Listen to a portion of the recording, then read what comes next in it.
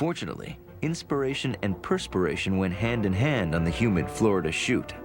Johnny was a saint making that movie because wearing that suit in the heat in Florida, the suit was really skin tight. We put a kind of a cooling element underneath, but it didn't really work, and the hands are heavy. More difficult for Depp was the actor's ongoing struggle to bring humanity to a character that began as a two-dimensional drawing. A lot of the things that Tim and I talked about was just to maintain the purity of the character, and things that people would set on their tables would become fascinating and another world for him. I knew that early on it would rely on gestures and expressions. And Charlie Chaplin, I watched a lot of Charlie Chaplin movies. The way he walked, I thought, said so much about the character. The first day of shooting, we reshot. We hadn't quite found the voice yet and the character. One helpful insight to the role came from writer Caroline Thompson.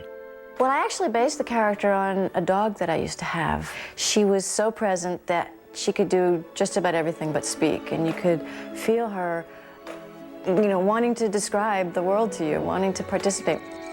That's how Edward seemed to me.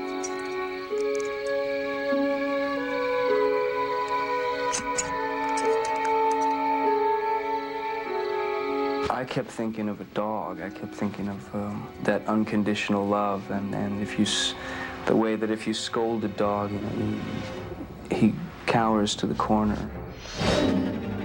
The character came alive with Johnny Depp's performance. It was brand new, and it was totally out of Johnny Depp's heart and mind. You sit back and you went, well, yeah, of course, that's him.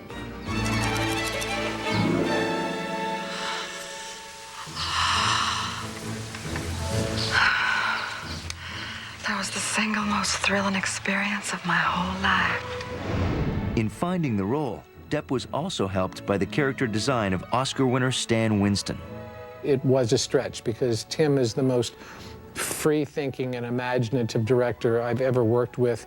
He's very theatrical. He is not grounded in what is the reality of these scissor hands. It was more of a challenge for me to think as freely as Tim.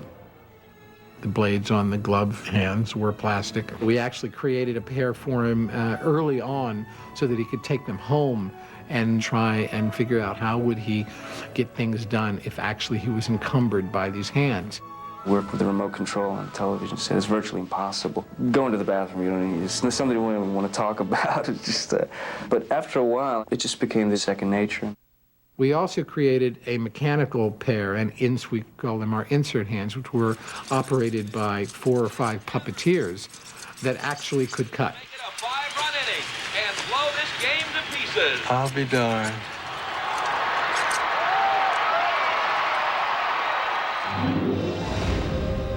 For Tim Burton, the most fulfilling aspect of Edward Scissorhands was the chance to work with the man who had been his lifelong hero, Vincent Price. One of my favorite memories in my career is being able to witness Tim Burton working with Vincent Price because he really idolized Vincent. Tim used to go see all those Corman horror movies at his local movie theater in Burbank, and he loved Vincent, I think, because he made evil understandable and seductive and charming. By 1990, the 79-year-old legend was seriously ill, but Price gratefully accepted the role, a role that reflected Burton's own affection for the actor, who had become a real-life mentor. There was an old man from the Cape who made himself garments of crepe. When asked, will they tear, he replied, here and there, but they keep such a beautiful shape. That's right. Go ahead, smile, it's funny. He creates Edward. He creates him out of a cookie heart, the heart of a cookie. It's a wonderful kind of comic, but very serious idea, because it is a fairy tale.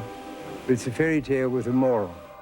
For Tim, having my father validate his creative work was very important to him. The three of them, Tim and Johnny and my dad, connected.